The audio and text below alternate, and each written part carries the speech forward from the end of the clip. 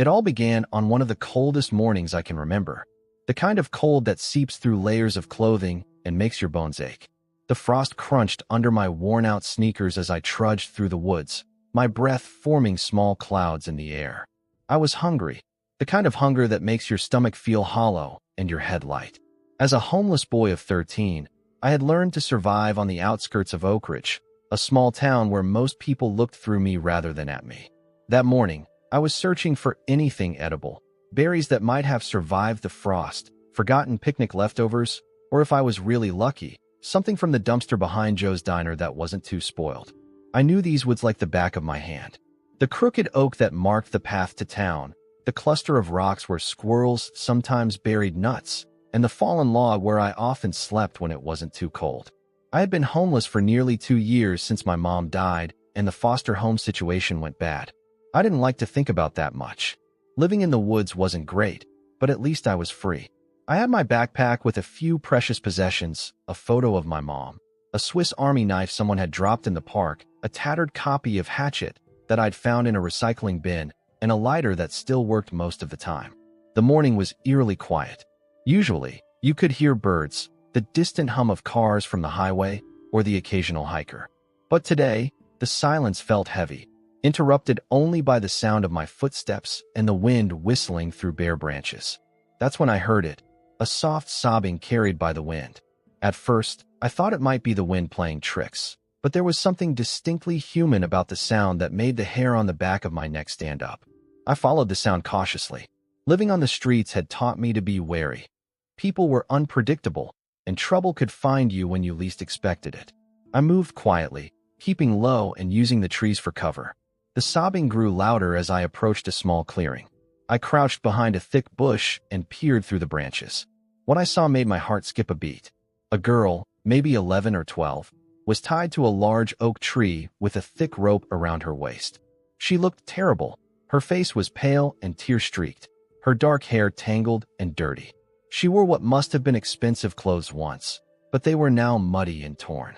She kept drifting in and out of consciousness, her head bobbing as she fought to stay awake. Then I noticed someone else, a man walking away from her, heading back toward what looked like a dirt road where an expensive black car was parked. He was tall, wearing a suit that probably cost more than I'd ever seen in my life. His shoulders were stiff, his pace brisk, like someone trying to leave a bad situation behind. He never looked back, not even once, as he got into his car and drove away. I couldn't believe what I was seeing. Who would leave a kid tied to a tree in the middle of nowhere? In this cold? My mind raced through possibilities. Was she kidnapped? Was this some kind of sick game? Was he coming back? I should run, find help, call the police. But with what phone?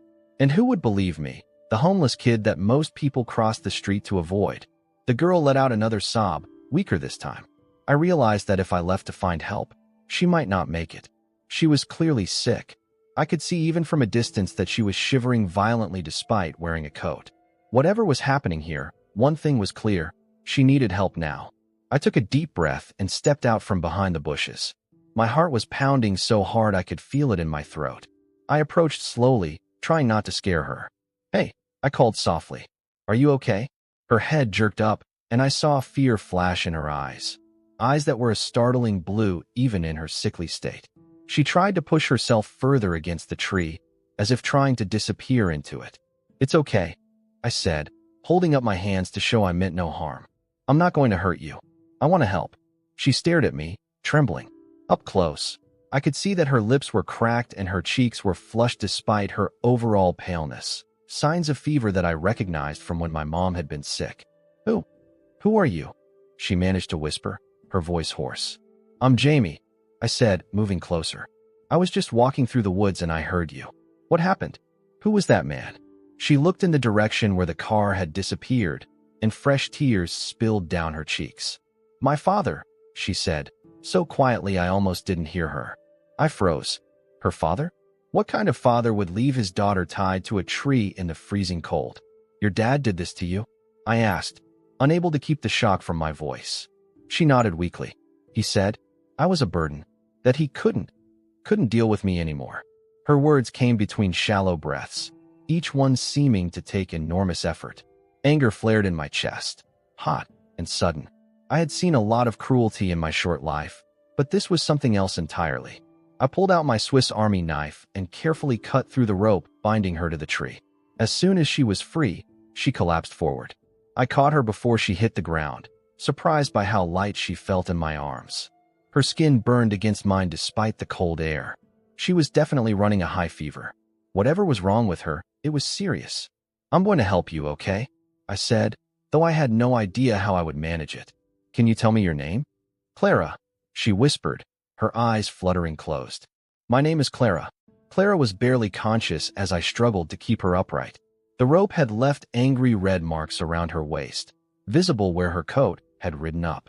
I shrugged off my oversized hoodie, my prized possession that I'd found at the Oak Ridge Community Center's donation bin last month, and wrapped it around her shoulders for extra warmth. "We need to get you somewhere warm," I said, looking around at the endless trees. My usual hideouts flashed through my mind. The hollow beneath the highway overpass, the abandoned maintenance shed by the railroad tracks, the cardboard nest I'd built behind the grocery store. None of them seemed good enough for someone as sick as Clara. She mumbled something incoherent, her head lolling against my shoulder. Her breathing was shallow and rapid, and when she opened her eyes, they seemed unfocused. I needed to act fast. "Clara, can you walk at all?" I asked, trying to keep the panic from my voice. She tried to stand, but her legs buckled immediately. Without hesitation, I scooped her up in my arms. She was surprisingly light, but I wasn't exactly strong after months of irregular meals. Still, adrenaline gave me strength I didn't know I had. "My father," she whispered as I started walking. "He said the fever would break, or I would." Her voice cracked on the last words. My jaw clenched so tight it hurt. "Well, he's wrong," I said firmly. "You're going to be okay." I headed east through the woods, toward Rusty's junkyard. Rusty was an old guy who ran the place and mostly left me alone when I scavenged there. Behind his yard was an abandoned van I'd discovered last summer, an old delivery van with Pete's flowers faded on the side. It had no engine and the front was smashed in, but the back was intact and dry. I'd stashed some blankets there and used it a few times when the weather was really bad. Clara grew heavier with each step. My arms burned and my legs trembled with the effort, but I kept going. The weak winter sun filtered through the trees, providing little warmth but helping me find my way. I talked to keep her awake, telling her about the woods, the animals I'd seen, anything to keep her conscious. "You know, I saw a fox with her cubs here last spring. The babies were so small they looked like puppies with extra fluffy tails," I rambled. "And there's a pond about a mile that way where you can sometimes catch fish with your hands if you're patient enough." I'm not that patient usually. Occasionally she'd respond with a small nod or the faintest hint of a smile, but mostly she drifted in and out of awareness.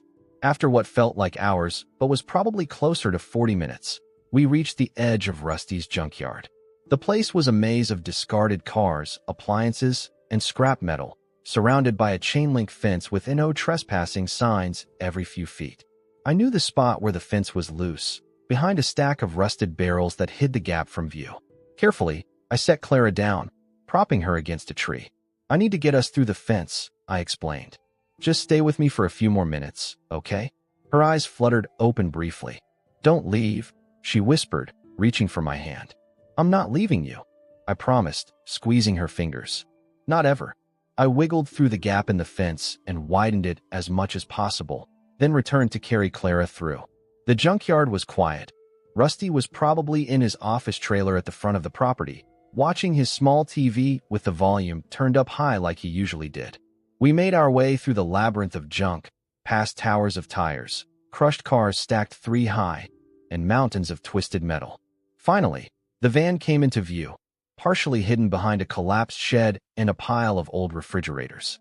It wasn't much to look at. The white paint was mostly peeled off, showing rust underneath, and the windshield was cracked in a spiderweb pattern. But right now, it looked like a palace to me. I yanked open the back doors, grateful they didn't squeak too loudly, and climbed inside with Clara. The interior smelled musty, but was mercifully dry.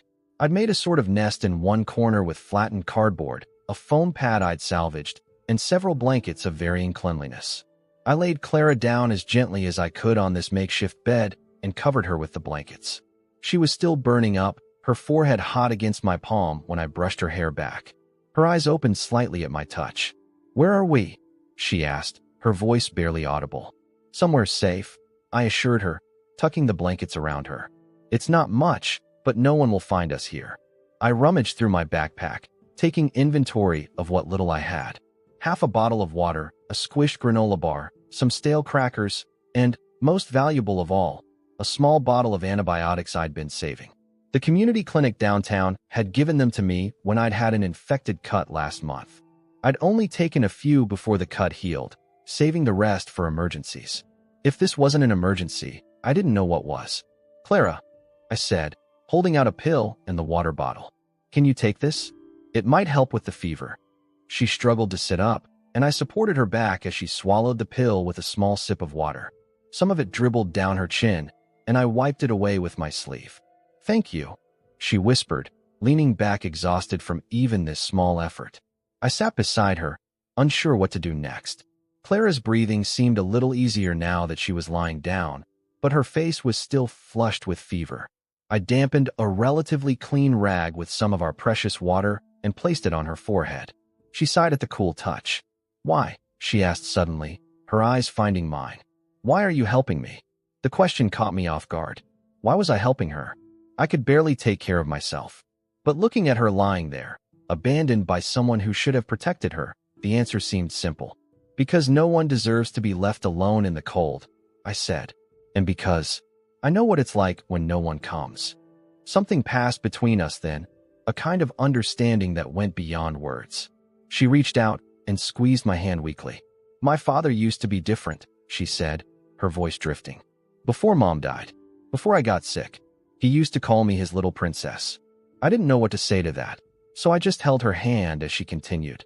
2 years ago, everything changed. Mom got cancer.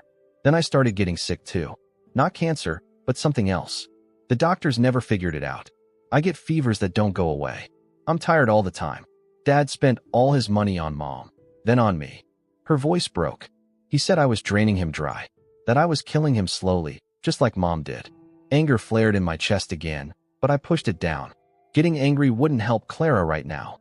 "That's not your fault," I said firmly. "None of it is." She closed her eyes, tears leaking from the corners. "This morning, he said he couldn't do it anymore. He drove me to the woods and said the cold would either make me stronger or—" She couldn't finish the sentence. I squeezed her hand. "Well, he was wrong, and he's a monster for what he did." Clara didn't respond. She had drifted off to sleep, her breathing shallow but steady. I watched her for a long time, wondering what would happen next. I had no plan beyond getting her somewhere safe and warm. I had no phone to call for help, no money for a doctor, and a very limited supply of food and medicine. But looking at Clara's face, peaceful now and asleep despite the fever, I knew I couldn't abandon her. Whatever happened next, we would face it together. The next few days blended together in a blur of worry and small victories. Clara's fever raged that first night, her body alternating between violent shivers and sweating through the blankets. I stayed awake, replacing the damp cloth on her forehead and coaxing her to take small sips of water whenever she stirred. By morning, I was exhausted but relieved. She was still alive. When the first light filtered through the van's dirty windows, I checked our supplies. The water bottle was nearly empty, the granola bar gone, and we had maybe a handful of stale crackers left. I needed to find more food, water, and anything else that might help Clara get better. "I need to go out for a little while," I told her. She was awake but groggy, her eyes glassy with fever. "Will you be okay here alone?" She nodded weakly. "Don't get caught," she whispered. I squeezed her hand. "I'll be back before you know it. Try to rest." Slipping out of the junkyard was easy enough. I made my way into town, keeping my head down and my hood up. Oak Ridge wasn't a big place. One main street with shops, a few neighborhoods spreading out from there, and farms beyond that. I knew which places were easiest to scavenge from and which people might help without asking too many questions. My first stop was behind Marigold Bakery. Emma, the owner's daughter, sometimes left a bag of day-old bread by the dumpster instead of throwing it away. She'd caught me digging through their trash once and, instead of calling the cops, had started leaving food. Today I was lucky. There was a paper bag with 2 slightly stale croissants and half a loaf of sourdough. Next, I headed to the public park to fill our water bottle at the drinking fountain. As I was leaving, I spotted Mrs. Chun walking her dog. She was an elderly woman who fed the stray cats and sometimes gave me $1 or $2 when she saw me. Today she was alone, scattering birdseed near a bench. "Jamie," she called when she spotted me. "Haven't seen you in a while. You staying warm enough?" I nodded, approaching cautiously. "Yes, ma'am." She looked at me with knowing eyes. "You look tired, child. Everything all right?" For a moment, I considered telling her about Clara. Mrs. Chun was kind, but what could she do? Call social services? Then we'd both end up back in the system, and Clara needed medical help I couldn't provide. "Just hungry," I said instead. She tooted and dug in her purse, pulling out a $5 bill. "Get yourself something hot to eat," she said, pressing it into my hand. "And here." She pulled out a small bottle of orange juice and a package of crackers. "I was saving these for the birds, but you look like you need them more." I thanked her profusely, feeling the weight of the $5 in my palm. It wasn't much, but it might buy something that would help Clara. The pharmacy was my next stop. I browsed the aisles carefully, avoiding the suspicious gaze of the cashier. With Mrs. Chen's $5, I bought a bottle of children's fever reducer, some packets of electrolyte powder to mix with water, and a small jar of honey for sore throats. It wasn't much, but it was better than nothing. On my way back, I took a detour behind the grocery store. Sometimes they threw out perfectly good food because the packaging was damaged or the expiration date was close. Today I found a dented can of chicken soup, a bruised apple, and a package of cookies that had been opened but were still sealed in their inner wrapper. By the time I made it back to the van, the sun was high in the sky. Clara was asleep, but her breathing seemed more regular. I touched her forehead, still hot, but maybe not as burning as before. "Clara," I said softly, "I brought food and medicine." Her eyes fluttered open. "Jamie," she murmured, "you came back." The surprise in her voice made my chest tighten. Of course I came back. I promised, didn't I? I helped her sit up against the wall of the van and gave her the fever reducer with some water. Then I offered her small pieces of the croissant, which she nibbled at without much enthusiasm. "You need to eat to get your strength back," I urged. She took another small bite. "My father used to say that too," she said quietly. Before everything changed. I sat beside her, our shoulders touching. "Do you want to talk about it?" Clara was quiet for so long I thought she might have fallen asleep again. But then she started speaking, her voice soft but steady. "My mom died 2 years ago. Cancer. Dad changed after that. Started working all the time, barely looking at me. Then I got sick too." She paused, taking a shaky breath. "The doctors ran all these tests, but they couldn't figure out what was wrong. They called it an autoimmune disorder, my body attacking itself." She took another tiny bite of croissant. "Dad spent so much money on mom's treatments, and then mine. He had to sell our vacation home, then his nice car. He started drinking, started saying I was a reminder of everything he'd lost." My throat felt tight. "That's not fair to you." She shrugged slightly. "Last week, I had another flare-up. High fever, joint pain, exhaustion. Dad had an important business meeting. He missed it to take me to the hospital." Her voice dropped even lower. "When we got home, he said I was ruining his life, that I was a burden he couldn't carry anymore." The casual cruelty of it made my blood boil. I'd been thrown away by the system, foster parents who saw me as a paycheck, social workers with too many cases to care about one quiet kid. But Clara had been discarded by her own father, the one person who was supposed to protect her no matter what. "You're not a burden," I said fiercely. "You're a person. You matter." She looked at me, her blue eyes swimming with tears. "You're the first person who's made me feel that way in a long time." That night, Clara's fever broke. I woke to find her sleeping peacefully, her forehead cool to the touch for the first time.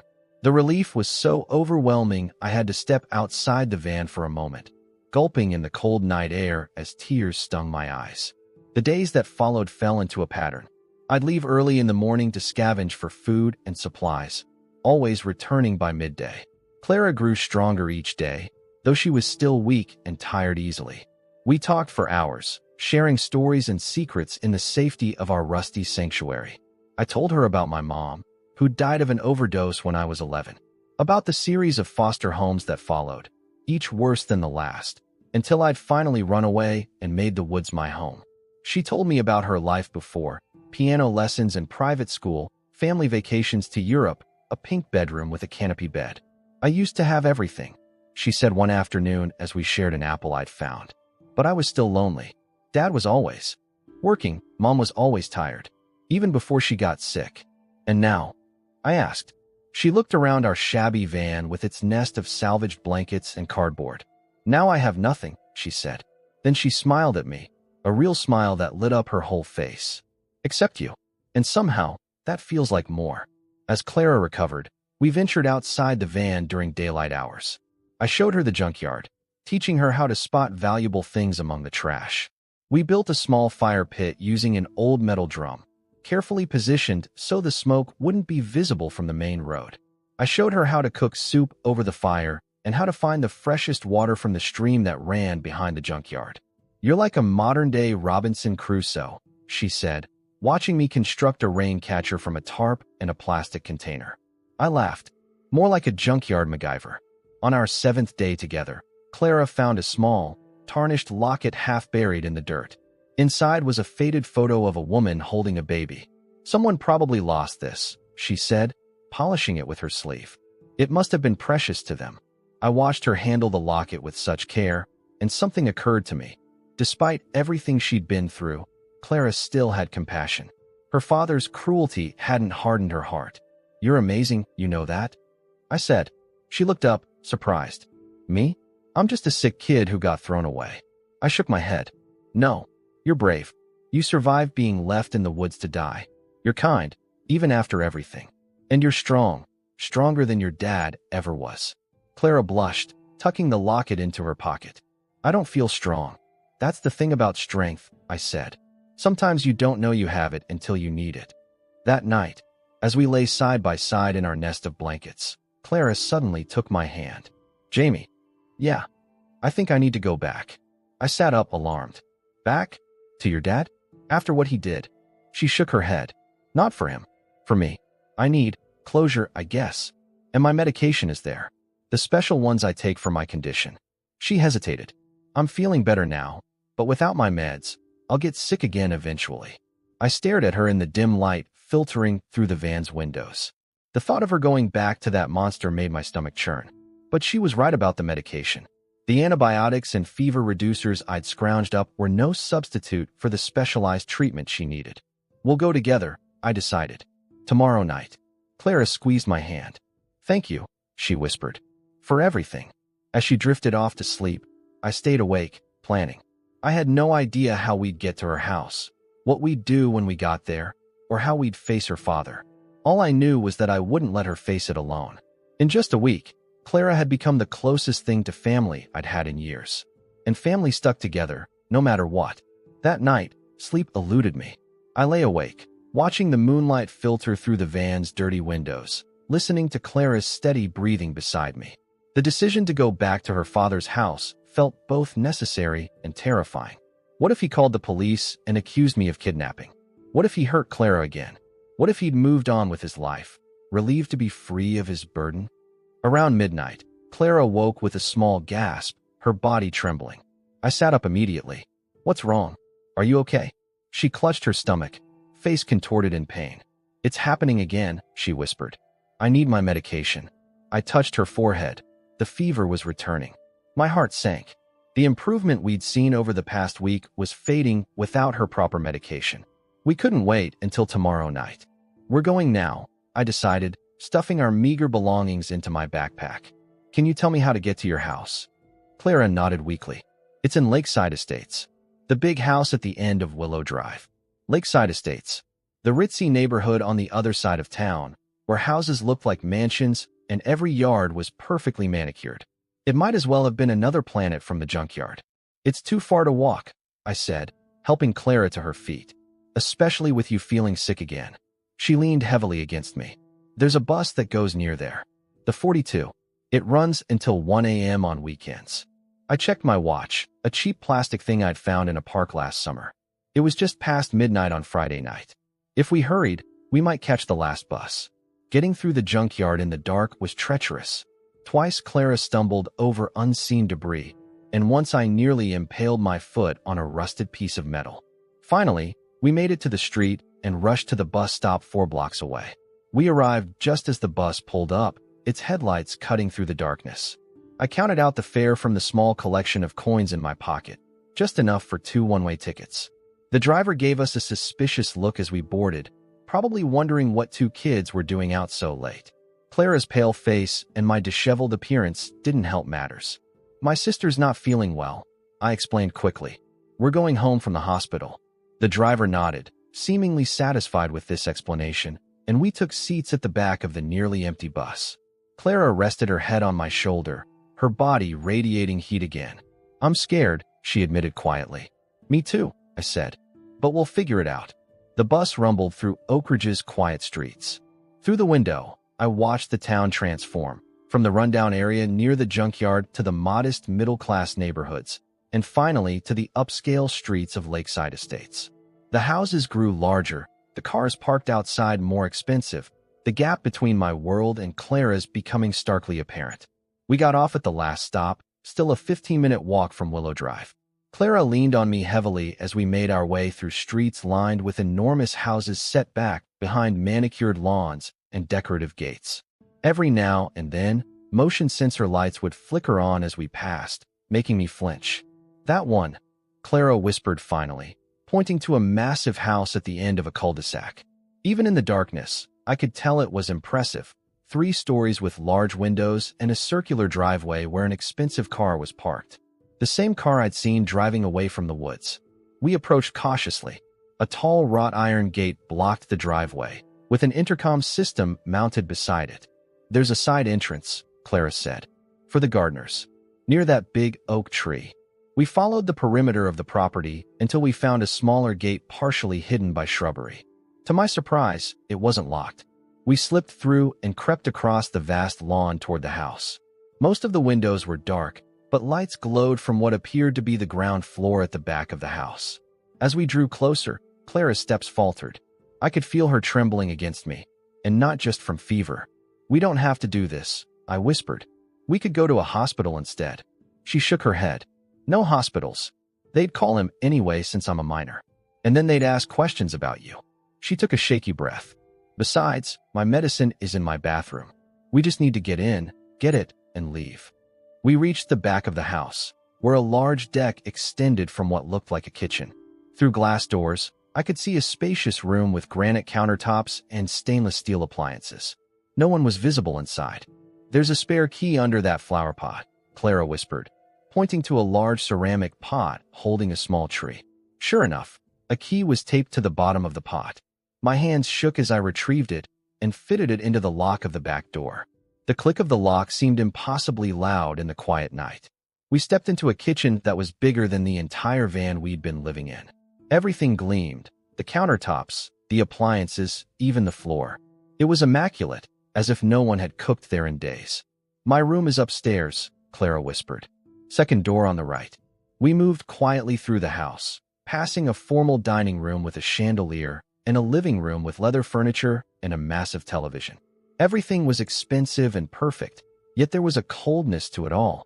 No family photos, no personal touches, nothing that suggested a child lived here. We were halfway up the curved staircase when a light flicked on below us. Clara froze, her fingers digging into my arm. Who's there? A man's voice called out. I've called the police. Clara's face went even paler. It's my father, she whispered. Before I could respond, a man appeared at the bottom of the stairs. He was tall and imposing in a bathrobe, his hair disheveled, his face haggard. There were dark circles under his eyes, and he held a phone in one hand and what looked like a golf club in the other. When he saw us, he dropped both items with a clatter. Clara, he gasped, his voice breaking. Is that really you? For a moment, no one moved. Then Clara swayed dangerously beside me, her knees buckling. I caught her before she could fall, supporting her weight against me. She needs help, I said, my voice steadier than I felt. She's sick. The man, Clara's father, took a step forward, then stopped, as if unsure whether he was allowed to approach. Up close, he looked older than I'd thought, his face lined with what might have been grief or guilt. You left her to die, I continued, anger rising in my throat. Tied to a tree in the woods. She almost died. He flinched as if I'd struck him. I didn't. I wasn't. He couldn't seem to form a complete sentence, his eyes fixed on Clara's pale face. Her medication, I pressed. She needs it now. That snapped him into action. He rushed up the stairs, past us, and down the hallway. I followed slowly, still supporting Clara, who was growing heavier in my arms as her strength waned. Her bedroom was exactly as she'd described. Pink walls, a canopy bed, shelves lined with books and stuffed animals. It looked like a shrine to a childhood that had been interrupted by illness and abandonment. Her father returned with a handful of pill bottles and a glass of water. His hands shook as he measured out doses of different medications. "These will help with the fever," he said, his voice unsteady. "And these are for the inflammation." He held them out to Clara, who hesitated before taking them. As she swallowed the pills, I stood guard, watching her father carefully. His eyes never left Clara, and there was something in his expression I hadn't expected, not anger or annoyance, but a desperate, consuming grief. "I thought you were gone," he whispered. "I checked the woods the next day, and you weren't there. I thought." His voice broke. "I thought animals had gotten to you." The casual horror of his words made my stomach turn. "You checked?" I asked incredulously. "What?" "To make sure she was dead." He looked at me then, really looked at me for the first time. "Who are you?" he asked. "How did you find her?" The room felt charged with tension as Clara's father and I stared at each other. Clara sat on the edge of her bed, looking small and fragile against the plush pink bedding. The contrast between her current state, dirty clothes, tangled hair, hollow cheeks, and the pristine, privileged bedroom was jarring. "I asked who you are," her father repeated, his voice firmer this time. I lifted my chin defiantly. "I'm Jamie, the person who saved your daughter after you left her to die." Clara's father flinched again, but didn't deny it. He ran a hand through his graying hair, his wedding ring catching the light, a reminder of the wife he'd lost and the promise he'd broken to care for their child. "Jamie," Clara said softly, "this is my father, Richard Morgan." Richard Morgan. The name meant nothing to me, but judging by the house and car, he was someone important in Oak Ridge. The kind of man people respected, never suspecting what he was capable of. "You left her tied to a tree," I said, unable to keep the anger from my voice. "In freezing weather. She was sick, and you just walked away." Richard's face crumpled. He sank into a chair by Clara's desk, his shoulders slumping. "I don't expect you to understand," he said quietly. "I don't even understand it myself. I just broke." Clara stirred on the bed, the medication beginning to take effect. "Dad," she said, her voice barely audible. "Why did you do it?" The simple question hung in the air. Richard looked at his daughter, tears forming in his eyes. "After your mother died, I was lost. The medical bills, your condition, the business struggling. I was drowning." He wiped roughly at his eyes. "That morning, when you had another fever, something just snapped in me. I convinced myself you'd be better off without me, that I was only making you suffer more. So you decided she should die alone in the woods?" I interrupted, incredulous. Richard shook his head vehemently. "No, I wasn't thinking clearly. I told myself someone would find you. That maybe a hiker or, I don't know. It doesn't make sense now. It was like I was having a breakdown. You tied her to a tree," I repeated, emphasizing each word. "Because I was afraid she'd wander off and get lost if I just left her," he said, the absurdity of his logic apparently hitting him as he spoke. God, what was I thinking? What kind of monster have I become? Clara's hand trembled as she reached for the glass of water on her nightstand. I moved quickly to help her, glaring at Richard as I did so. He remained frozen in his chair, watching us with haunted eyes. "The day after," Richard continued, his voice hollow, "I came to my senses. I rushed back to the woods, but you were gone. The rope was cut. There was no sign of you. I searched for hours, then days. I called the police, but I couldn't tell them what I'd done. I said you'd run away." He looked down at his hands. "They didn't take it seriously. Said teenagers run away all the time and usually come back." "I'm not a teenager," Clara said. "I'm 12. Richard nodded miserably. "I know. I lied about your age too. I was so ashamed. So terrified of what I'd done." He looked up at me. "How did you find her?" I hesitated, not wanting to share too much with this man I still didn't trust. "I live in the woods sometimes." I heard her crying. Richard's eyes widened as he took in my appearance more carefully. The worn clothes, the dirty fingernails, the wary stance. "You're homeless." When I didn't answer, he continued, "And you took care of my daughter when I failed her." It wasn't a question, but I nodded anyway. "For a week." In an abandoned van in Rusty's junkyard. Richard covered his face with his hands. My God, he whispered. My daughter, living in a junkyard because of me. Clara's medication was starting to work more effectively. Some color had returned to her cheeks, and she was sitting up straighter. Jamie took good care of me, Dad, she said. Better than you did.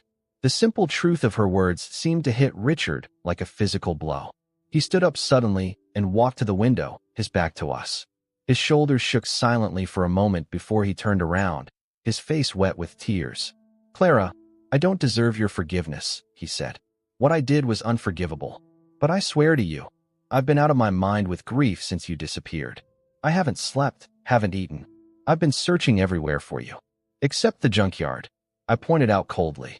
He acknowledged this with a nod. I've called everyone. Hospitals, shelters, even morgues. His voice broke on the last word. I thought you were dead, and it was all my fault. Clara looked at him for a long moment. I could see the conflict in her face, the hurt, the betrayal, but also something else. A longing for the father she'd had before everything fell apart. I needed you, she said simply. When Mom died, when I got sick, I needed my dad. Richard moved closer, tentatively, as if afraid she might vanish if he approached too quickly. I know. I failed you. I let grief and stress and fear consume me until I became someone I don't recognize. He knelt beside the bed, not touching her, but close enough that he could. I can't undo what I did. But Clara, if you give me a chance, I will spend the rest of my life making it up to you. I snorted skeptically. Easy to say now. Richard looked at me, and for the first time, there was no defensiveness in his expression. You're right to doubt me. What I did was monstrous. But I'm asking for a chance to prove that's not who I really am. Clara reached out and touched her father's hand, the first contact between them since we'd arrived. You need help, Dad, she said softly. Professional help. He nodded quickly. Yes, I've already started seeing a therapist. After you disappeared, I realized how far I'd fallen. I've been attending grief counseling and started medication for depression. He swallowed hard. It doesn't excuse what I did. Nothing could, but I'm trying to get better. I watched them carefully, still positioned protectively near Clara. Part of me wanted to grab her and run, to take her far away from this man who had betrayed her so completely. But I could see something shifting in Clara's expression, not forgiveness, exactly, but perhaps the first fragile roots of understanding. What happens now? I asked, breaking the silence. Richard looked at me, then back at Clara. Clara needs medical attention. Real medical attention, not just her regular medications. We should take her to the hospital. Clara shook her head immediately. No hospitals. They'll ask questions about where I've been. They might take me away from. She glanced at me, then at her father, seemingly unsure who she meant. I have a friend, Richard said slowly. Dr. Patel. She's been treating Clara since her diagnosis. She could come here, check you over. No questions asked. I crossed my arms. And what about me? Are you going to call the police? Have me sent back to foster care? Richard studied me for a long moment. You saved my daughter's life when I endangered it. I owe you everything. He hesitated. What do you want, Jamie? The question caught me off guard. What did I want? I'd been surviving day to day for so long that thinking about what I wanted seemed like a luxury I couldn't afford. I want Clara to be safe, I said finally. I want her to get better. And I struggled to articulate the feeling that had been growing in me over the past week. I don't want to go back to being alone. Clara reached out and took my hand. You won't be, she promised. Whatever happens, we stick together. Richard watched this exchange, a complex mixture of emotions crossing his face, grief, guilt, and something that might have been hope.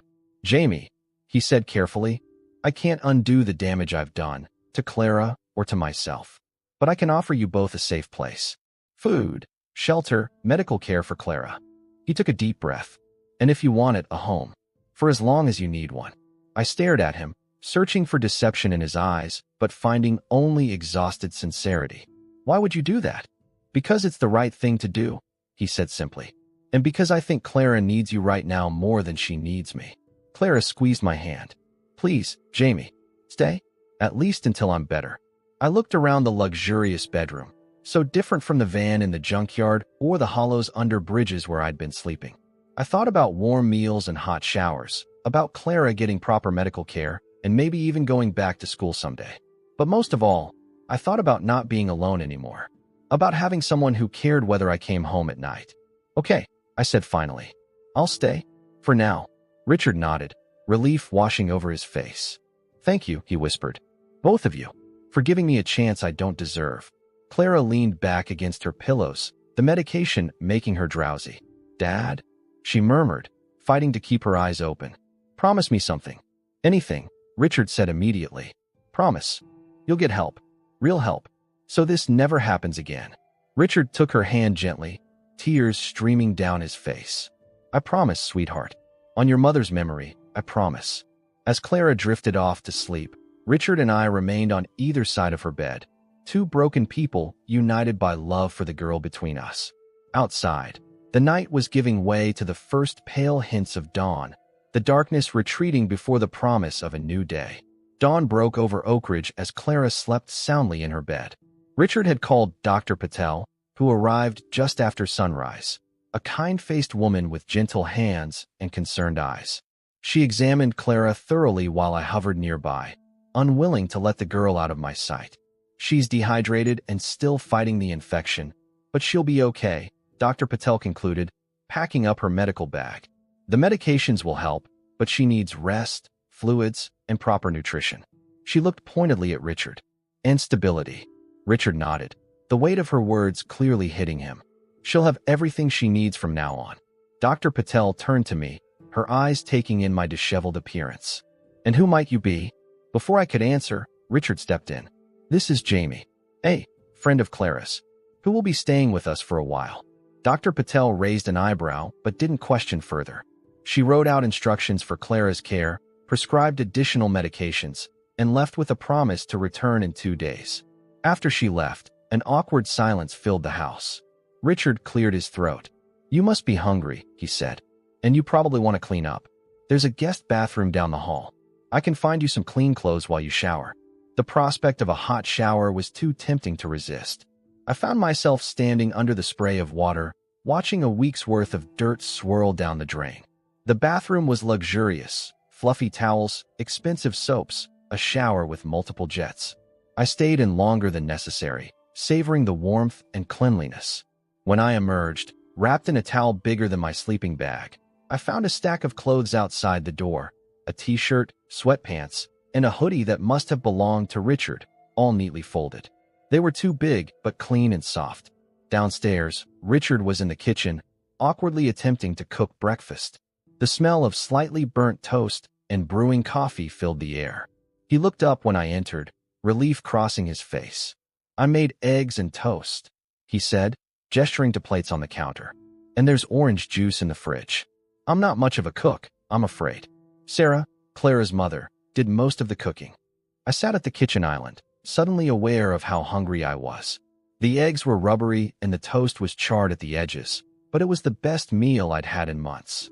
Richard watched me eat, a sad smile on his face. Jamie, he said after a while, I need to ask you something. I tensed, my fork pausing halfway to my mouth. What? Where have you been living? Before you found Clara, I mean. I considered lying, but decided on the truth. Wherever I could. Woods mostly. Sometimes abandoned buildings. The van in the junkyard was the most permanent place in a while. Richard nodded, absorbing this. And your parents? Mom died when I was 11. Dad was never in the picture. Foster care. I shrugged. 5 homes in a year. The last one. I trailed off, not wanting to revisit those memories. Let's just say I was better off in the woods. Richard was quiet for a moment. You're what, 14? 13, I corrected. 14 in May. He ran a hand through his hair, a gesture I was beginning to recognize as a sign of his distress. You've been living on the streets since you were 11? Pretty much. Another long silence. Then, I meant what I said last night. You can stay here. Not just for a few days, but longer, if you want. I studied him carefully. Why would you do that? You don't know me. I know you saved my daughter when I failed her, he said simply. And I know you've been surviving on your own when no one should have to. He hesitated. There would be legal issues to sort out. Guardianship, school enrollment. But I have resources, connections. We could make it work. The offer was so unexpected, so far beyond anything I'd hoped for, that I couldn't find words to respond.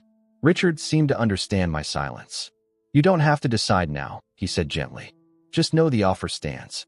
Over the next few days, Clara's condition improved steadily. The medications did their work, bringing down her fever and easing the inflammation that plagued her joints. With proper nutrition and rest, color returned to her cheeks, and her blue eyes regained their sparkle. I stayed close to her, still not entirely trusting Richard despite his apparent transformation. We spent hours talking, playing board games he dug out of a closet, or just sitting quietly while she read and I drew on a sketchpad he'd bought me. Richard moved cautiously around us, like someone approaching wounded animals. He brought food, adjusted pillows, administered medications, and otherwise gave us space. Sometimes I caught him watching Clara with an expression of such raw gratitude that it was almost painful to witness. One evening, about a week after our dramatic return, Clara was feeling well enough to join us for dinner at the actual dining table. Richard had ordered takeout from what he said was her favorite restaurant, an Italian place downtown. The table was set with fancy plates and glasses, a small vase of fresh flowers at the center. "This is nice," Clara said, looking around the formal dining room. "We haven't eaten in here since your mother," Richard finished quietly. "I know. It's time we started using this room again, making new memories." We ate mostly in silence, the clink of silverware against plates the only sound. Halfway through the meal, Richard cleared his throat.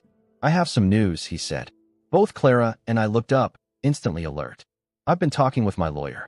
About Jamie." My stomach tightened. Here it comes, I thought. The part where he says I have to leave. "If Jamie agrees," Richard continued, his eyes meeting mine, "I'd like to apply for emergency guardianship. It would allow you to stay here legally, enroll in school, and get proper medical care." Clara's face lit up. "Really, Dad? Jamie could stay for good?" Richard nodded. "It's not adoption. That's a much longer process. But guardianship would give us legal standing while we figure out the long term." He turned to me. "What do you think, Jamie?" I pushed my pasta around my plate, mind racing. "What's the catch?" "No catch," Richard said. "You save Clara. Let me help save you."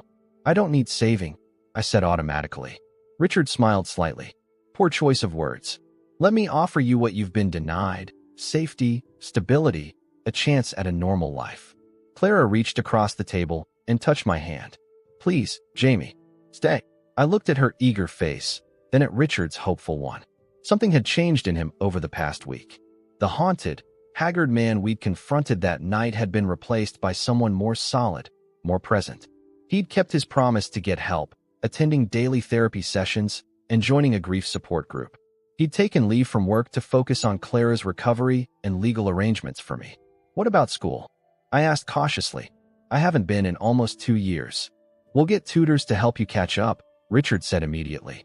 "Oak Ridge Academy has an excellent program for students who need to work at their own pace." Oak Ridge Academy? The private school? I'd walked past it once, an imposing brick building with manicured grounds and uniformed students. Richard nodded. "Clara goes there. Or she will, when she's well enough to return." The thought of attending a fancy private school was almost as intimidating as the thought of living in this enormous house permanently. But when I looked at Clara, I saw the future I'd never dared to imagine, one with security, opportunity, and someone who cared about me. "Okay," I said finally. "I'll stay." Clara squealed with delight and jumped up to hug me, nearly knocking over her water glass in the process. Richard's face broke into the first genuine smile I'd seen from him. "There's one more thing," he said, reaching into his pocket. He pulled out a small box and slid it across the table to me. "This is yours now." I opened it cautiously. Inside was a key, a house key, shiny and new. "So you can come and go as you please," Richard explained. "This is your home now, not just a place you're staying." I ran my finger over the ridges of the key, throat tight with unexpected emotion. "Thank you," I managed. That night, as I lay in the guest room that was apparently now mine, I held the key in my palm, feeling its weight. My whole life could be carried in a backpack. A few clothes, a knife, a lighter, a photo of my mom. Now I had a key, a room, a future that extended beyond finding the next meal or shelter for the night. There was a soft knock at my door. When I opened it, Clara stood there in pajamas covered with stars, her hair neatly brushed, looking so different from the sick girl I'd found tied to a tree. "I couldn't sleep," she said. "Can I come in?" I nodded, and she pattered across the carpet to sit on the edge of my bed. For a while, we just sat in comfortable silence, two survivors sharing the quiet. Do you think he's really changed? I asked finally, knowing she'd understand I meant her father. Clara considered this. I think he's trying, she said. Mom's death broke something in him, and my illness made it worse. He couldn't handle it. She looked at me, her eyes serious in the dim light. But finding me again, realizing what he almost lost forever, I think it woke him up. People don't change overnight, I said skeptically. No, she agreed. But they can start changing. Begin the journey. She took my hand. He looks at you differently, you know. What do you mean? When he looks at me, there's love, but also guilt and fear. When he looks at you, there's gratitude and hope. She squeezed my fingers. You remind him of who he wants to be. I wasn't sure how to respond to that. Clara yawned, the late hour catching up with her. You should get some sleep, I said. Dr. Patel said rest is important for your recovery. She nodded but didn't move. Jamie, thank you. Not just for saving me, but for staying. I should be thanking you, I said. You're giving me a home. She shook her head. No, we're giving each other a family. As she padded back to her room, I thought about her words. Family. It was a concept I'd almost forgotten, a luxury I'd trained myself not to miss. Yet here it was, being offered to me in this unexpected way. Outside my window, the moon cast silver light across the manicured lawn of a house I now had a key to. Somewhere in the woods across town was the tree where I'd found Clara, and beyond that, the van in the junkyard where we'd hidden. Those places seemed like part of another life now, though it had been only weeks. I closed my fingers around the key, its edges pressing into my palm. Maybe Richard was right. Perhaps saving Clara had, in some roundabout way, saved me too. Not from death, but from a life without hope or connection. Tomorrow would bring challenges, legal hurdles, school assessments, the complicated dance of learning to trust Richard and becoming part of this broken family trying to heal itself. But for tonight, in this quiet room with moonlight streaming through the window, I allowed myself to believe in the possibility of a new beginning.